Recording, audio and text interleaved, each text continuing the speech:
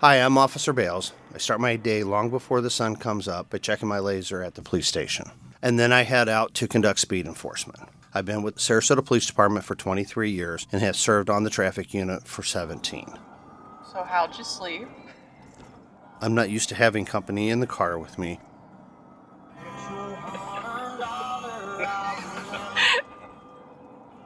With my eyes closed and in a bed. That's good. So, I know you go to Serving Spoon. Yes. Do you ever eat anything to hold you over till then? No, why? Are you hungry? No. Oh. Making conversation.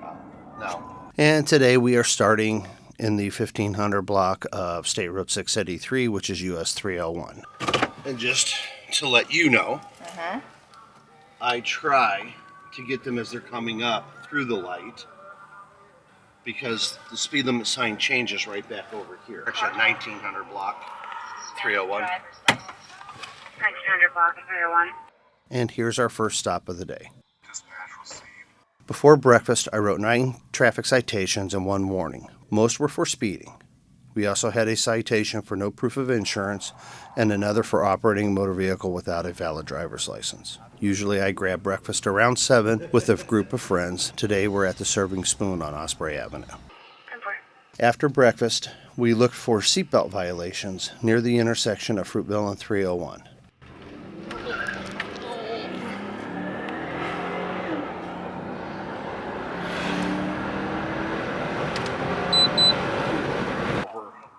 Put me at school at Fruitville.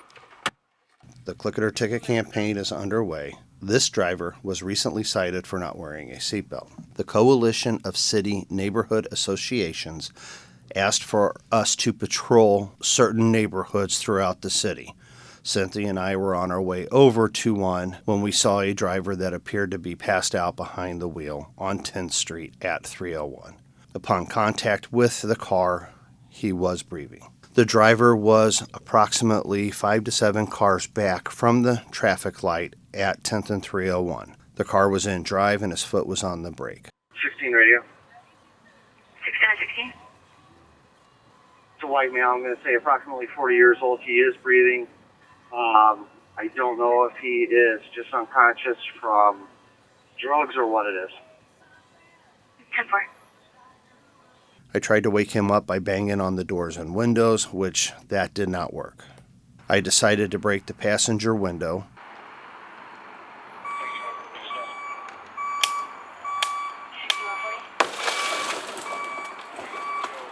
The driver still did not wake up, put the car in park, and turned off the engine while I waited for the paramedics to arrive.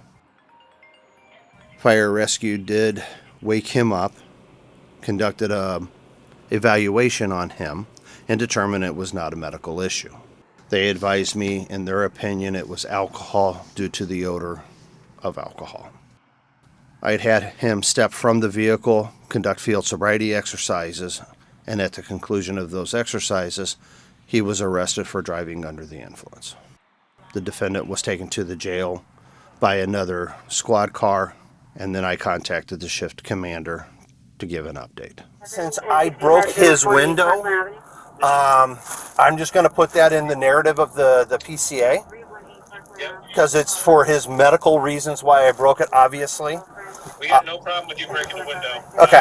You saved a life today because you could have driven off and started a pursuit.